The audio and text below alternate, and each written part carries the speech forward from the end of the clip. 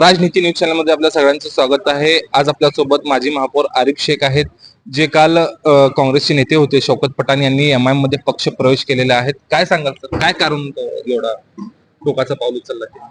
मी त्यांनी अगोदरच सांगितलं होतं की 12 तारखेला मी एक बॉम्बस्फोट करणार आहे.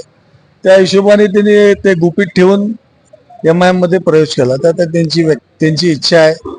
आपल्या देशामध्ये स्वातंत्र्य आहे, आपला जे काही पक्ष निवडायचा आहे त्या पद्धतीने त्यांनी केला. त्यांची मर्जी होती. काँग्रेस पक्षाने त्यांना अनेक वेळा मोठी पदं असतील, नगरसेवक पद असतील, अनेक पदं दिलीत त्यांना, तरी सुद्धा त्याने टोकाचा पाऊल उचलला. ते चुकीचं आहे. त्याने म्हणजे आमची लढाई होती की आम्ही सर्व 11 लोक इच्छुक होते.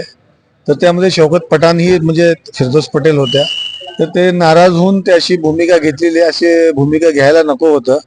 कारण आपण ज्या पक्षाने आपल्याला एवढं मोठं केले त्या अनुषंगाने आपण त्यांच्या सोबत राहून आमची लढाई तिकीट मागण्यापर्यंत होती की आम्हाला तिकीट द्यावं. नाही दिले तर पक्षाने जो निर्णय घेतला ते मान्य करून आपण काम करावं, अशी माझी व्यक्तिगत मत. पठाण होते यांनी बोलताना सांगितलं, जे माझ्यासोबत 11 जण आहे त्यांना सुद्धा मी एमआयएम मध्ये आणण्याचा प्रयत्न करणार. असं कसं?